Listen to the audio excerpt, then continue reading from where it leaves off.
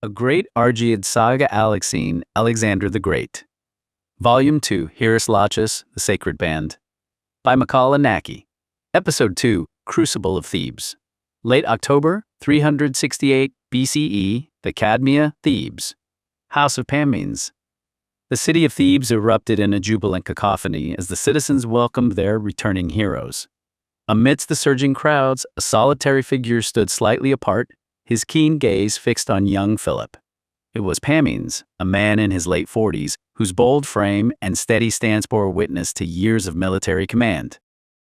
A general of considerable fame and a close associate of the celebrated commanders Pelopidas and Epaminondas, Pammenes had heard the whispers from the north of the young prince's quiet dignity and the intelligent glint in his eyes. He saw potential even then, a flicker of something extraordinary that resonated with his own vision for the future of Hellas. As Philip's pony moved slowly through the dense throng, Pammenes stepped forward and placed a hand on the boy's shoulder, a touch that was firm yet grounding. "Thebes is a city of learning, young prince," Pammenes said, his deep timbre cutting through the joyful clamor. "You will find much to occupy your mind here. Do not despair." Philip met the general's gaze with a flicker of defiance, a spark of the proud Macedonian spirit still burning despite the long journey. "I am not afraid," he replied, his voice barely a whisper against the sounds of homecoming, "but I long for my home." Pammenes gave a slight nod of understanding. Understandable. But even in exile, one can gain valuable knowledge. The harshest winter prepares the ground for the most bountiful spring. Just then, Pelopidas approached, having finished his final instructions to the vanguard. He placed a hand on Philip's other shoulder. Philip, who had lost his father at an early age, felt a subtle resonance in Pelopidas's presence, a reflection of the strong guiding figures he now sought. "Do not see this as a mere chastisement, Philip," Pelopidas said with a resonant authority that commanded the attention of those nearby. "This is a guarantee of peace and stability, not just for Macedon, but for all of Hellas. In Thebes, you will not be a prisoner. You will be a guest treated with the respect your lineage demands. You will learn from our finest scholars and observe our customs, so that when you return home, you do so as a leader who truly understands the world." Pelopidas looked toward Pammenes, a silent acknowledgement of trust passing between the two old friends. "Pammenes will be your guide and your guardian. He and Epaminondas will nurture you. They will ensure your education." Pammenes offered a small, genuine smile. "Indeed, I shall endeavor to make your time in Thebes as enriching as possible. Our philosophers will challenge your mind, but our academies will reveal something more. Warriors unmatched in discipline and innovation." "Innovation?" Philip asked, his interest finally piqued. "Thebes does not fight like the rest of the world," Pammenes replied quietly. "And soon you will understand why." Taking Philip as a hostage was far more than a political maneuver. It was a profound symbolic gesture. It served as a clear signal to the Macedonian court once the entire Greek world that Macedon was now firmly within the Theban hegemony. It was a public demonstration of power, a stark reminder of the consequences of defying the Lion of Thebes. As Philip was led away by Pammenes, a silent witness to the brutal ballet of power politics, he could not have known that this enforced sojourn would not break him, but forge him. These formative years would become his proper education, a crucible for the man who would later reshape the ancient world. He would be exposed directly to the revolutionary military tactics of Epaminondas, witnessing firsthand the devastating might and cohesion of the sacred band. He would absorb the nuances of Greek political strategy and the intricate art of diplomacy. Little did the triumphant Thebans know that this act, intended to solidify their dominance, provided the tools that would enable Philip to surpass them and eventually forge an empire that would alter the course of history forever.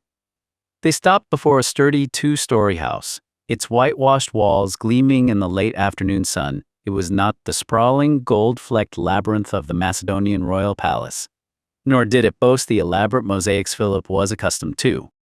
Yet there was an understated elegance to its simplicity, a sense of quiet, mathematical order.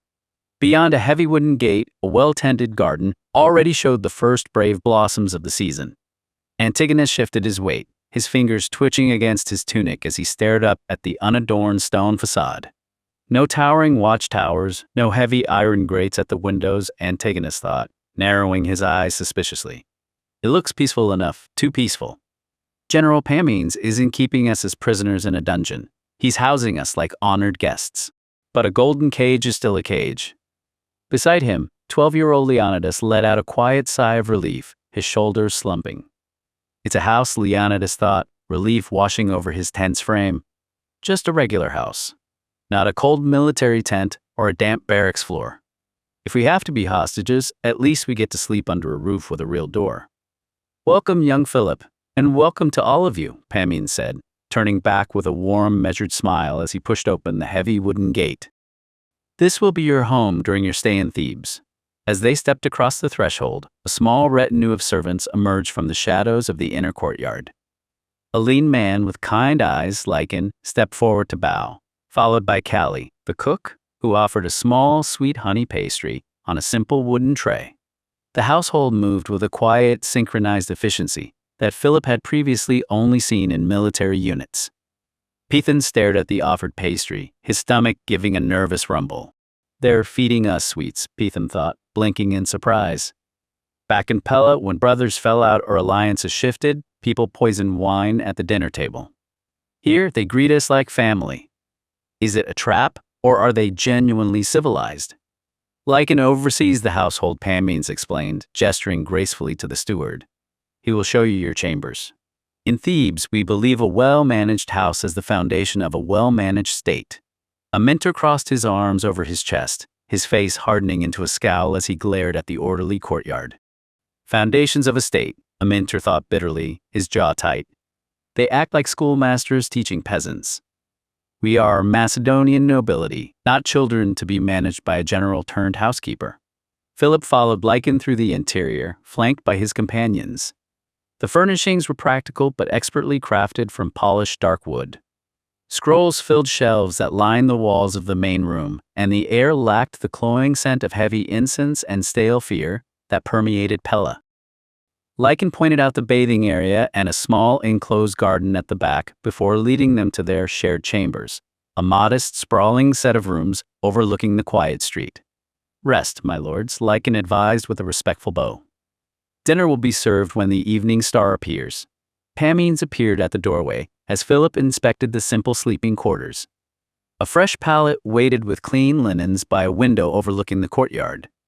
There were no gilded ewers or elaborate tapestries, but the clean, uncluttered space offered something Philip hadn't realized he was missing: sanctuary from the chaos of the northern succession.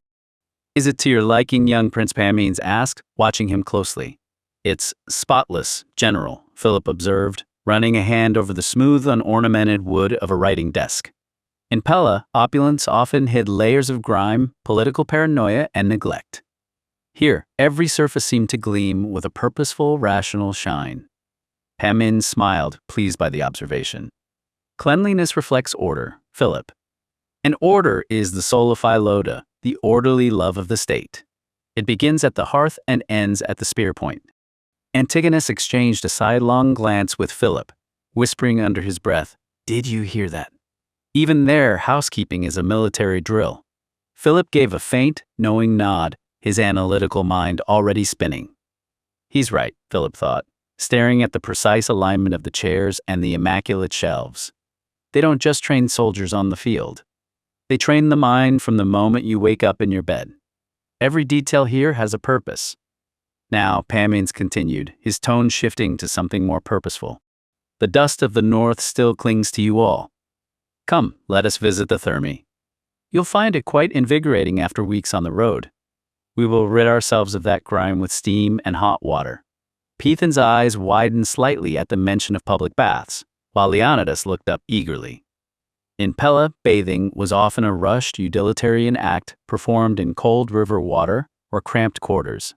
The Greek public bathhouses, places of communal cleansing, steam, and quiet philosophical discourse, were an entirely new world to them. After the baths, we will have a small banquet, Pammenes added, clapping Philip firmly on the shoulder. You must eat well. Tomorrow, a new life starts for you here. Philip followed the general back downstairs, his curiosity thoroughly piqued. As he walked out into the courtyard with Antigonus, Pethan, Leonidas, and a mentor trailing close behind, he realized a profound truth. The power of Thebes wasn't just in the brute strength of the sacred band or the length of their spears. It was woven into the very discipline of their daily lives. The noble household's Argead's estate. The heavy wooden gates of a stately, weathered home in the upper district of Thebes creaked open, marking a stark division from the sprawling communal estate of Pammenes. Here, in a quieter quarter, shadowed by the steep limestone cliffs of the Cadmea, lived Argead, a veteran hoplite of the city's heavy infantry, whose face bore the pale, jagged track of a Spartan spear, and his wife, Gorgo.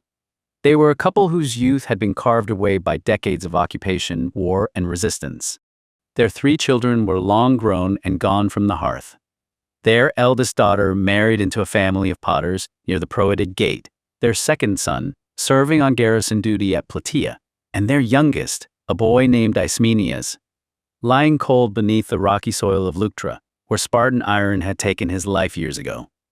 Standing in the courtyard now, surrounded by a silent, orderly line of waiting household servants and maids, Gorgo looked down at the small, tight-knit pack of Macedonian children standing before her. 6-year-old Cletus, clutching a torn leather strap of his traveling pack. 7-year-old Lysias, the oldest of the little group, whose eyes darted like a trapped hare. 5-year-old Phormio, whose knuckles were white from clenching his tunic.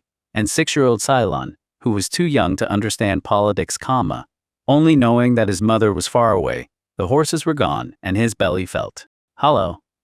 All 4 Macedonian boys were dead silent, trembling slightly beneath the heavy, evaluating gaze of the Theban adults. Gorgo looked at their pale, dust-streaked faces, her stern, lined features melting into a profound, aching softness. They are mere babes, Gorgo thought, her heart clenching as a sharp wave of maternal grief washed over her, instantly summoning the ghost of her fallen Ismenias. Torn from their mothers in the north and dragged down here as pawns of statecraft. They look like frightened birds caught in a storm. In this house, they will not be hostages. They will be sons. A gentle, sad smile touched her lips. She knelt down on the cold stone flags, ignoring the ache in her knees, and extended a gentle, calloused hand toward little Cletus. "This is your home now," Gorgo said, her voice warm and steady, carrying away the chill of the evening air. Argead stepped up beside his wife, resting a heavy, reassuring hand on her shoulder. The old soldier's dark beard was threaded with silver, and his left leg carried the slight, permanent hitch of a man who had stood shoulder to shoulder in the unbreakable depth of the hoplite battle line. Look at them, Argead thought, a quiet ache pulling at the old veteran's chest as he watched the little one shiver in the drafty air. So small to carry the ambitions of kings. They remind me of Ismenias when he first held a wooden practice sword. I lost a son to Spartan bronze. Maybe the gods are giving me a chance to mend what the north broke, and to give these little ones a roof that won't collapse on their heads. He looked down at the 4 small boys, his hard features softening into an encouraging grin. "This is not a prison, sons," Argead said, his deep, rumbling voice echoing kindly off the whitewashed courtyard walls. "You all came here to study, to absorb the Theban supreme education first. We do things with discipline here, yes, but we do them with care." Lysias swallowed hard, looking up at the towering, scarred veteran. Is he lying? Lysias thought, his small chest rising and falling rapidly. In Pella, when men smiled like that, it usually meant the knives were coming out behind your back. But he doesn't smell like poison. He smells like old wool, olive oil, and wood smoke. Gorgo stood up, gesturing to the silent, waiting line of maids and servants who stepped forward with warm towels, fresh linens, and basins of steaming water.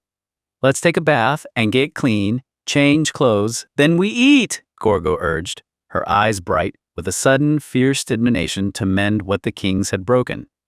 "You all must not have eaten proper food in weeks." At the mention of warm water and a hot meal, the heavy, defensive tension in the boys' faces vanished in an instant.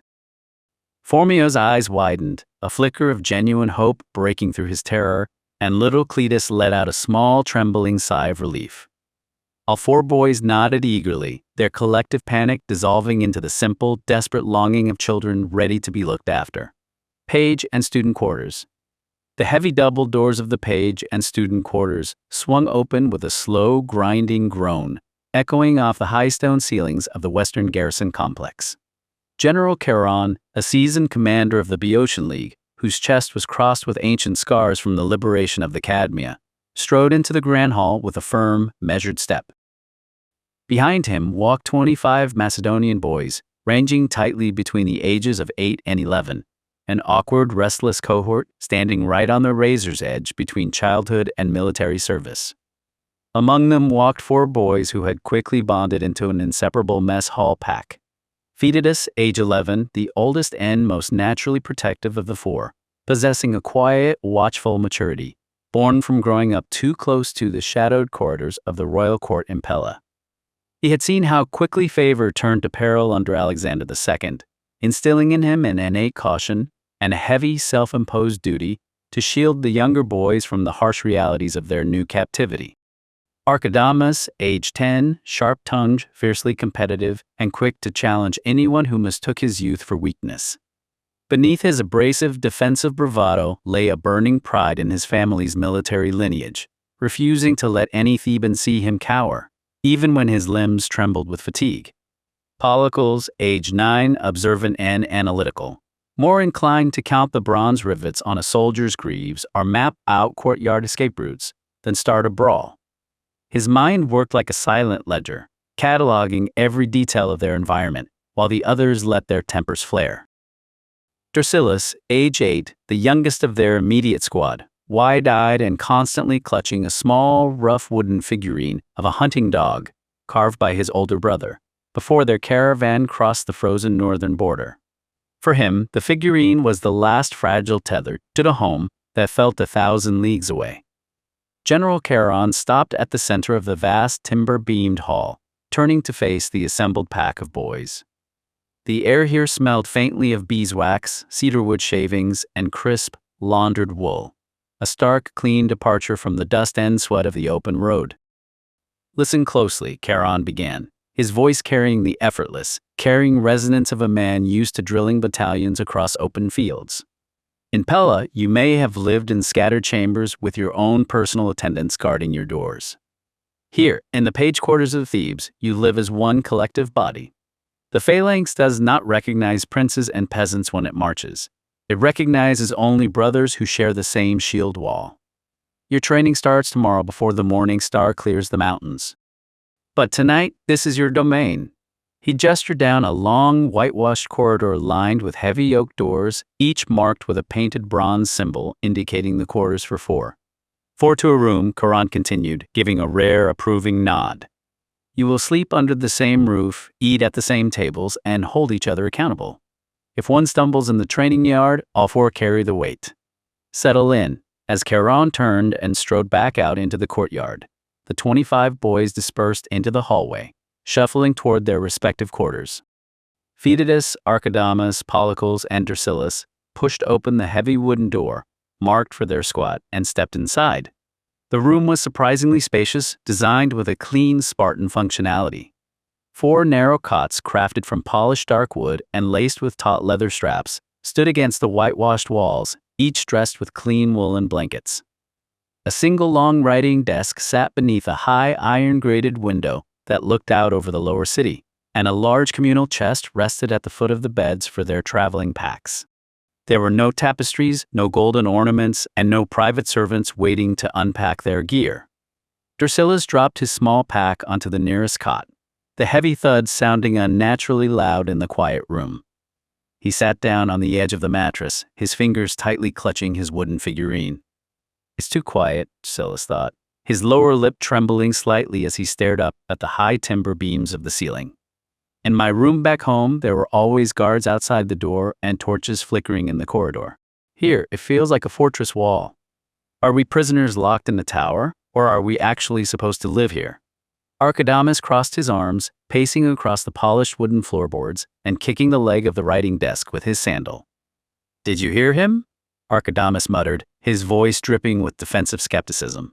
4 to a room like common soldiers. "My father is a companion of the royal guard. I'm not supposed to share a sleeping space with 3 strangers who could steal my boots in the night." Polycles lowered himself onto the edge of his cot, running a hand over the taut leather straps before pulling out a small, rolled-up parchment map of the northern passes.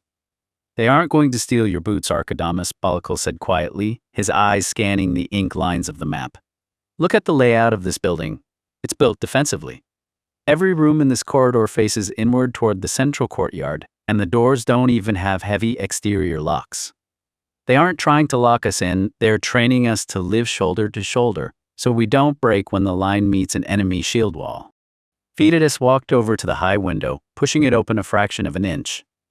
The cool night air rushed in, carrying the distant, rhythmic sound of marching boots from the garrison below, and the faint scent of wood smoke from the city's baking ovens.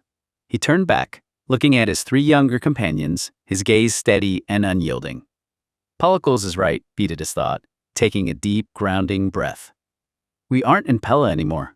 If we spend our time fighting each other over who has the nobler blood, the Thebans will crush us before we even hold a real spear. We have to survive this place together.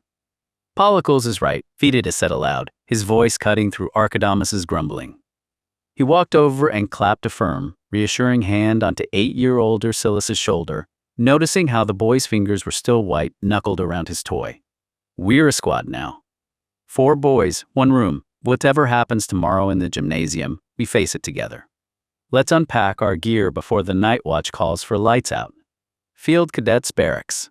The heavy iron reinforced gates of the Field Cadets Barracks groaned open, admitting a tight, resilient column of 20 young men aged 12 to 17. Leading them through the cavernous archway was General Theogenes, a grizzled, broad-shouldered commander of the Boeotian League, whose hawk-like nose and piercing gaze spoke of decades spent drilling the hoplite line. Unlike the quiet domesticity of Gorgo's courtyard or the structured study of the page quarters, this was the beating heart of Theban martial mechanics. The Barracks and Field Cadets complex was a sprawling, austere fortress of rugged limestone and dark timber, built directly against the southern slope of the Cadmea. Vast open-air training yards paved with beaten earth and gravel stretched out beneath towering practice walls, flanked by long timber-beamed armories or rows of bronze breastplates. Ashwood spears and heavy hoplin shields caught the amber light of dusk. The air here carried the sharp metallic tang of hot bronze, oiled leather, and sweat-soaked earth. Among the 20 older youths standing rigidly in the courtyard were 5 older boys who had formed a tight bond during the grueling march south. There was 14-year-old Battus, the sharp-minded prince whose slender frame masked a fierce, calculating intellect, watching every tactical angle of the garrison with unblinking focus.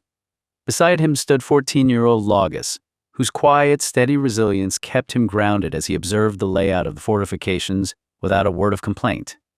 17-year-old Iolus, the oldest and most physically formidable of the group, stood close by, his broad shoulders and stubborn pride, making him fiercely defensive of his autonomy, hiding a deep-seated suspicion of Theban intentions behind a cold, unyielding glare. 15-year-old Agus was next to them, high-strung, articulate, and intensely observant, his nervous energy channeled into memorizing every detail of the garrison's defenses and internal movements. Completing their tight-knit circle was 16-year-old Sinan, cynical, sharp-tongued, and radiating an aggressive bravado, refusing to let the heavy atmosphere of the barracks break his defiant spirit. General Theogenes paced slowly down the center of the formation, his heavy cavalry boots crunching sharply against the gravel. He stopped, casting a long, evaluating look over the young Macedonians before speaking, his voice carrying the deep, gravelly resonance of a man accustomed to shouting commands across a roaring battlefield. In Pella, you may have been treated like fragile ornaments of the court, shielded behind velvet curtains and royal guards, Theogenes announced, his eyes locking on Iolus's defiant stare. Here, in the Field Cadets, you are raw iron. The Phalanx does not care about your royal bloodlines or your noble titles. When the shield wall crashes, it asks only one thing: whether you can hold your ground when the weight of the world pushes against your chest. Tomorrow, the drills begin before dawn. Tonight, find your bunks in the upper hall. Dismissed. As the general turned sharply on his heel and strode away toward the command pavilion, the 20 cadets broke formation and filed into the massive timber-framed sleeping hall. The long hall was lined with rows of narrow wooden cots, covered in coarse wool blankets, divided into squads of 5. Battus, Laugus, Iolus, Agus, and Sinan dropped their travel packs onto 5 adjacent cots, near the heavy iron-grated windows overlooking the training grounds. Aeolus sat down heavily, his jaw tied as he crossed his arms over his chest. They treat us like raw recruits bought in a marketplace, Aeolus thought bitterly, his eyes tracking a pair of veteran instructors walking past the courtyard below. They want to grind down our pride until we fit neatly into their geometric little phalanx. I refuse to let them break what my family built. Agis dropped onto the mattress beside him, wiping a layer of dust from his forehead with a trembling hand. Did you see the size of those practice spears stacked in the yard? Agis thought, his stomach nodding anxiously. We aren't just here to learn philosophy or watch politics . They're going to push us until our muscles tear. If we can't keep pace with their native cadets, we won't last a single season. Sinane let out a sharp, cynical scoff, tossing his travel pack onto the cot with a loud clatter. Field cadets, Sinane muttered aloud, his voice dripping with venom. They stash us in a stone fortress and call it an education. They want to mold us into little Boeotians so they can control the north from behind our own backs. Let them try. Laugus sat quietly on the edge of his narrow cot, his expression composed as he tested the sturdiness of the wooden frame. A king's house is built on observation, not complaints, Laugus thought, keeping his eyes steady and watchful in the dim lamplight. Let the others rage. The ones who survive are the ones who learn how the fortress breathes from the inside. Bata stood by the high window, looking down at the darkening expanse of the training ground, where torches flickered along the stone ramparts. The cool night air rushed in, carrying the distant, rhythmic clatter of armor from the night patrols. Sinane sees an insult, and Aeolus sees a cage, Battus thought, his gaze narrowing as he processed the sheer scale of the military machine surrounding them. But they are looking at it all wrong. Thebes isn't trying to lock us away. They are handing us the blueprint of supremacy. Every drill, every tactical layout, every drop of sweat in this yard, it's power. And I will take every piece of it. Battus turned back from the window, looking at his four companions in the dim lamplight. Save your anger for the training yard tomorrow, Battus said quietly, his tone steady and commanding enough to cut through their grumbling. We aren't here to fight the walls. We are here to master them. General Pammenes' estate. The heavy oak doors of the central estate swung inward, admitting General Pammenes into the cool, stone-paved atrium. After weeks of relentless marching, strategy sessions, and securing the political submission of the north, the legendary liberator of Thebes returned not to rest, but to deliver a new kind of campaign straight to his own hearth. Waiting in the dimly lit hall were his wife Timoclea and their 13-year-old son Ariston. Their marriage had never been born of sweeping romance or lingering courtships. It was an alliance forged out of civic necessity in the turbulent years of Spartan occupation, when continuity and duty outweighed whispered vows.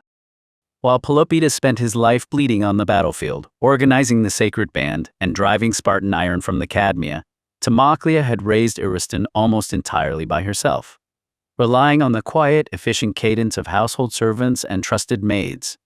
When word had arrived that Pelopidas was returning from Macedon not with spoils of gold, but with 4 young political wards assigned to his household, the estate had been thrown into a quiet uproar.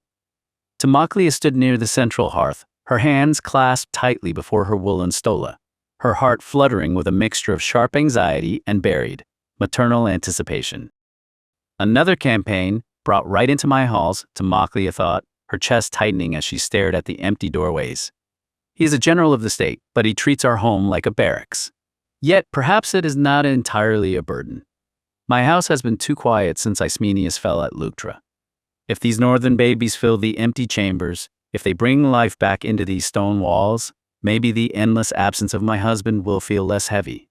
Pelopidas had indeed calculated this move with deliberate, soldierly intent. Knowing his long absences left an aching void, and wishing to give his solitary 13-year-old son the companionship he never had, the general had deliberately arranged for 4 young Macedonian boys, falling squarely into the youngest noble foster category, to be placed under their roof, hoping the chaos of small children would occupy his wife's restless mind and give Ariston a band of younger brothers to protect. Beside his mother, young Ariston stood awkwardly, shifting his weight from one foot to the other, his hands shoved deep into his tunic pockets. He had spent his entire childhood as an only child, shadowed by the looming mythical reputation of a father who was always away fighting for the city. 4 little kids? Ariston thought, a nervous knot twisting in his stomach as he watched the shadows at the entrance. 4 tiny foreign princes from the barbarian north dumped into my home like a shipment of lost toys. Father fights Sparta on the fields, and now he brings a nursery straight to my dinner table. Don't know how to be an older brother. I don't even know if they'll cry for their mothers.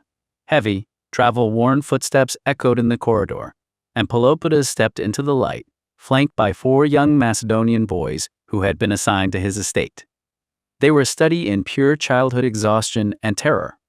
7-year-old Argead tried desperately to hold back tears, standing tall with a fierce, trembling pride, watching Ariston and Timoclea with wide, evaluating eyes that betrayed his inner fear. Beside him, 6-year-old Manilius was hyper-vigilant and restless, clutching the coarse fabric of his tunic as he looked around the unfamiliar atrium, completely overwhelmed by the strange stone pillars and foreign accents echoing off the walls. 5-year-old Simmias stood quiet and deeply homesick, swallowing hard against a sob, keeping his gaze fixed firmly on the floor tiles to hide his trembling lower lip. And 5-year-old Polemon, the youngest of the 4, was utterly bewildered, clutching a small brass belt buckle dropped by his older brother back in Pella, as if it were a protective talisman against the foreign gods of Thebes. Timoclea stepped forward, her stern features melting into a profound, aching softness as she looked down at the tiny, dusty faces of the northern children. She saw not enemy hostages, but motherless babes far from home. "Welcome to your home," Timoclea said, her voice warm and steady, carrying away the chill of the evening air. "You are safe under this roof. The journey from Pella was long, but you will find no chains here, only a hearth." Pelopidas placed a heavy, calloused hand on his son's shoulder, guiding Ariston forward. Ariston, the general, commanded gently, his dark eyes meeting his son's bewildered gaze. "These are your charges now. Guard them as you would your own blood. Show them the warmth of Thebes, and let them remind you how to care for something smaller than yourself." Ariston swallowed hard, stepping toward 7-year-old Argead, who squared his small shoulders and tried to meet the older boy's stare with a brave, trembling front. "I don't need a nursemaid," Argead whispered, his small voice cracking slightly, echoing off the stone walls. "And I want my mother." Ariston blinked, a sudden heavy wave of empathy crashing through his initial confusion. He looked down at the tiny, defiant boy, seeing past the royal bloodline straight into a child who was miles away from home. Ariston knelt down slowly until he was eye level with the young Macedonian prince, his awkwardness melting away into a quiet, protective resolve. "I'm not a nursemaid," Ariston said softly, offering a small, reassuring smile. "But if you're hungry, I know where the kitchen keeps the sweet bread. Come on." The sun had dipped fully below the rugged limestone ridge of the Cadmea, plunging the streets of Thebes into deep violet shadows and flickering torchlight. Across the city, the great division of the Macedonian wards had taken root.